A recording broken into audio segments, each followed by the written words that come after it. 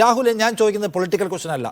രാഹുലിനെ പോലെ ഒരാളോട് ഞാൻ കുറച്ചുകൂടെ ഒരു ആത്മീയ സ്വഭാവമുള്ള ചോദ്യം ചോദിക്കാൻ ആഗ്രഹിക്കുകയാണ്. അതായത് ഒരു അതായത് ഒരു മറ്റൊരാളുടെ കസ്റ്റഡിയിലിരിക്കുന്ന സ്ഥലം അഹിതമായി പിടിച്ചെടുത്ത് അവിടെ നടത്തുന്ന ആരാധനയ്ക്ക് എന്ത് വിശ്വാസപരമായ ധാർമ്മികമായ മൂല്യമുണ്ടെന്നാണ് രാഹുൽ വിചാരിക്കുന്നത്?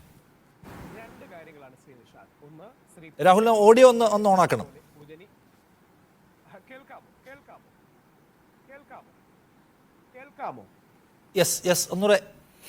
ക്ഷമിക്കണം. രണ്ട് പോയിന്റ്സ് ആണ് ഇതിൽ. ഒന്ന്, ശ്രീ പ്രിന്റോ വളരെ ശരിയായി പറഞ്ഞതുപോലെ പൂജനീയ സർസംഘചാലക് ശ്രീ മോഹൻ ഭഗവത്ജി എന്തിനാണ് പള്ളിയുടെ താഴെ പോയി ശിവലിംഗം അന്വേഷിക്കുന്നത് അല്ലെങ്കിൽ കണ്ടെത്താൻ ശ്രമിക്കുന്നതെന്ന് ചോദിച്ചത് ഒരുപക്ഷെ ഏറ്റവും സ്റ്റേറ്റ്സ്മാൻലിയായ നിലപാടാണ്.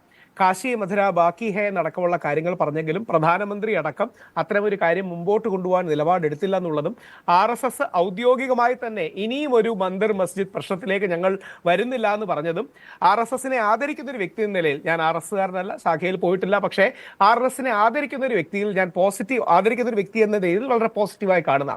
രണ്ട്, ഇനി അങ്ങേക്ക് തെറ്റുന്നത്, ശ്രീ നിഷാദ് റാവുത്തറിന് തെറ്റുന്നത്, വളരെ ആദരണീയനായ ശ്രീ A സമ്പത്തിന് തെറ്റുന്ന വിഷയം യഥാർത്ഥത്തിൽ ഇതിൻ്റെയൊക്കെ പിന്നിൽ RSSോ ഏതെങ്കിലും ഒരു സംഘടനയല്ല. ഉദാഹരണം, ഈ വിഷയം എനിക്ക് വ്യക്തിപരമായ പരിചയമുള്ളവരാണ്. നമ്മുടെ വിഷ്ണു ജെയിനിന്റെ അച്ഛൻ, അല്ലെങ്കിൽ നമ്മുടെ ജെ സായ് ദീപക്, അങ്ങ് 3000 കേസല്ലേ പറയുന്നത്. ജെ സായ് ദീപക് ഞാനും കൂടെ അയോധ്യയിൽ ഡിബേറ്റിലുണ്ടായിരുന്നു നമ്മുടെ രാമജന്മഭൂമി വിഷയത്തിൽ. ജെ സായ് ദീപക് പറയുന്നത് 40,000 അമ്പലങ്ങളുണ്ടെന്നാണ്. അപ്പൊ ഇത് പറയുന്നതിനൊരു റീസൺ ഉണ്ട്, ഇത് പറയുന്ന ഒരു മനസ്സുണ്ട്. ഇത് പറയുന്ന ഒരു സംഘടനയോ വ്യക്തിയോ അല്ല, ഇത് പറയുന്ന ഒരു മനസ്സാണ്. ആ മനസ്സ് എന്താണെന്നും അതിനെ ചികിത്സിക്കേണ്ട ഒരു ആവശ്യമുണ്ട്. അവിടെയാണ് എനിക്ക് 1 മിനിറ്റ് തരണം, എന്നാലേ ഇത് മനസ്സിലാവും. അതായത് വിഘടിച്ച് കിടക്കുന്ന ഹിന്ദു സമൂഹത്തെ നായരായി, ഈഴവനായി, അമ്പലവാസിയായി, ആദിവാസിയായി, ബ്രാഹ്മണനായി, ദളിതനായി, ക്ഷത്രിയനായിട്ടൊക്കെ വ്യത്യസ്തമായി കിടക്കുന്ന ഹിന്ദു സമൂഹത്തെ മുസ്ലിം എന്ന പൊതു ശത്രുവിനെ മുൻനിർത്തിക്കൊണ്ട് ഒരുമിപ്പിക്കാനുള്ള തന്ത്രങ്ങളാണ് ഗ്യാൻവ്യാപിയായി വരുന്നത്, അല്ലെങ്കിൽ ബാബറി മസ്ജിദായി വരുന്നത്, അല്ലെങ്കിൽ മറ്റൊരു ക്ഷേത്രമായി വരുന്നത്, അല്ലെങ്കിൽ ടിപ്പു സുൽത്താനായി വരുന്നത്, അല്ലെങ്കിൽ ഔറംഗസേബായി വരുന്നത്. RSSന്റെ തന്നെ ചരിത്രത്തിൽ എടുത്തു നോക്കിയാൽ RSSലെ ഏറ്റവും വലിയ ജേർണലിസ്റ്റ് എന്ന് പറയുന്ന വ്യക്തി ശ്രീ KR മൽക്കാനിയാണ്. KR മൽക്കാനി പറയുന്നത് ടിപ്പു സുൽത്താനെ പോലൊരു രാജ്യസ്നേഹിയെ കാണാൻ പറ്റില്ല എന്നാണ്. ടിപ്പുവിന്റെ മക്കൾ ഇന്നും രാജ്യസ്നേഹി ആയതുകൊണ്ടും ബ്രിട്ടീഷ് സാമ്രാജ്യത്തിന് മുമ്പിൽ തലകുഴിക്കാൻ മടിക്കുന്നത് കൊണ്ടും ടിപ്പുവിന്റെ മക്കൾ ഇന്ന് ഓട്ടോ ഓടിച്ച് ജീവിക്കേണ്ട അവസ്ഥയിലേക്ക് എത്തിയെന്ന. ടിപ്പുവിനെ പോലൊരു രാജ്യസ്നേഹി, ടിപ്പു ചില അതിക്രമങ്ങൾ കാണിച്ചു കാണാം, പക്ഷേ ടിപ്പുവിനെ പോലൊരു രാജ്യസ്നേഹിയും ഇന്ത്യ എന്ന സങ്കല്പം കണ്ട വ്യക്തിയും ഇല്ലെന്നാണ്. പക്ഷേ ആ ടിപ്പുവിനെതിരെയാണ് ഏറ്റവും കൂടുതൽ വലതുപക്ഷ സംഘടനകൾ കർണാടകത്തിലടക്കം പ്രക്ഷോഭം നടത്തുന്നത്. എന്തിന് അനന്തകുമാർ ഹെഡ്ഗെ എന്ന MP ഭട്കലിലെ പള്ളി പൊളിക്കുമെന്ന് പറഞ്ഞത് അങ്ങേക്ക് ഒരുപക്ഷെ ഓർമ്മ കാണും.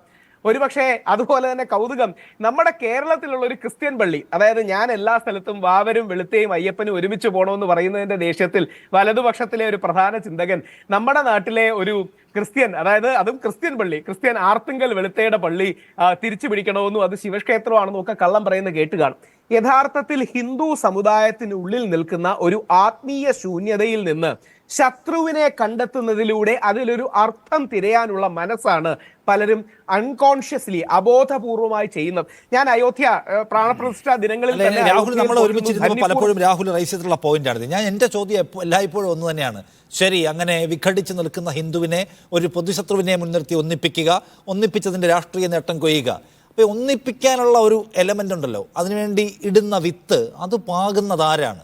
ആരാണത് പ്രൊപ്പഗേറ്റ് ചെയ്യുന്നത്? ആരാണ് അത് ജനറേറ്റ് ചെയ്യുന്നത്? അത് സ്വാഭാവികമായി അന്തരീക്ഷത്തിൽ രൂപപ്പെടുന്ന ഒന്നല്ലല്ലോ.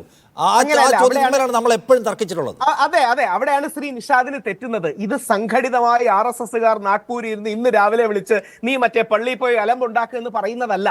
ഒരു സവർണ ഹിന്ദു സമൂഹം, അതായത് ഞാനടക്കം ജനിച്ച സവർണ ഹിന്ദു ബ്രാഹ്മണ സമുദായങ്ങൾക്കിടയിലുള്ള മാനസികമായ ശൂന്യത, ആത്മീയമായ ശൂന്യത, കുറെ കൂടെ സയന്റിഫിക്കലി പറഞ്ഞാൽ lack of sense of belonging, ഞങ്ങളുടെ ഇടയിലുള്ള lack of sense of belonging ഒരു സെൻസ് ഓഫ് അതറായി മാറുകയാണ്, അല്ലെങ്കിൽ അപരമത വിദ്വേഷമായി മാറുകയാണ്. ഇതിന്റെ ഏറ്റവും വലിയ ഉദാഹരണങ്ങളിലൊന്നാണ് ഗോഡ്സെ. ഈ ഗോഡ്സെ എന്ന് പറയുന്നത് ഇന്ത്യ കണ്ട ഏറ്റവും വലിയ രാമഭക്തനായ, ഏറ്റവും വലിയ ഹിന്ദു ആക്ടിവിസ്റ്റായ, ഏറ്റവും വലിയ ഗോസംരക്ഷകനായ ഗാന്ധിയെ കൊല്ലാൻ കാരണം അതൊരു ശൂന്യതയാണ്, അതൊരു സ്പേസ് ആണ്. ആ സ്പേസിനെ നമ്മൾ എങ്ങനെ കറക്റ്റ് ചെയ്യാന്നുള്ളതാണ്. അതിന് തീർച്ചയായും കോൺഗ്രസ് ശ്രമിക്കണം, RS ശ്രമിക്കണം, CPM ശ്രമിക്കണം, ഗുരുദേവനെ പോലെ ശ്രമിക്കണം. ഒറ്റ ഒരു കൂടെ പറഞ്ഞ് അവസാനിപ്പിക്കാം. ഇത് പലപ്പോഴും ലിബറൽ ആൾക്കാർക്ക് പറ്റാത്തത്, നിങ്ങൾ ഒന്നെങ്കിൽ നായകനും വില്ലനും, വർഗീയവാദിയും മതേതരവാദിയും, ഈ രണ്ട് ദ്വന്ദ്ങ്ങളിലാണ് കാര്യങ്ങൾ കാണുന്നത്. ഒരു നായകൻ ഉണ്ടാവും, ഒരു ഒരു വില്ലൻ ഉണ്ടാവും. ഞങ്ങൾ മതേതരവാദികൾ, പുരോഗമനവാദികൾ നായകന്മാർ, അവർ വർഗീയവാദികൾ വില്ലന്മാർ. വലതുപക്ഷക്കാർ പറയും ഞങ്ങൾ ദേശീയവാദികൾ നായകന്മാർ, നിങ്ങൾ കപട മതേതരവാദികൾ വില്ലന്മാർ. നമുക്ക് വില്ലന്മാരും നായകന്മാരും ഇല്ല.